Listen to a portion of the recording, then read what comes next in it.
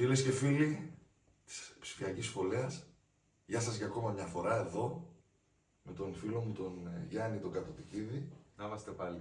Ένα φιλαράκι που ξέρετε ότι το αγαπάω πολύ, το μικρό παιδί, δεν θα πούμε πολλά. Θα σας παίξουμε ένα πολύ ωραίο επιτραπέζιο σκοπό, ποντιακό, παμποντιακό, πολύ ωραίο επιτραπέζιο σκοπό. Ευχόμενοι να το απολαύσετε και έτσι να θυμηθούμε λίγο όλοι μαζί τα παλιά, Γιάννη. Βέβαια δεν είναι. Πάμε! Ακριβώς.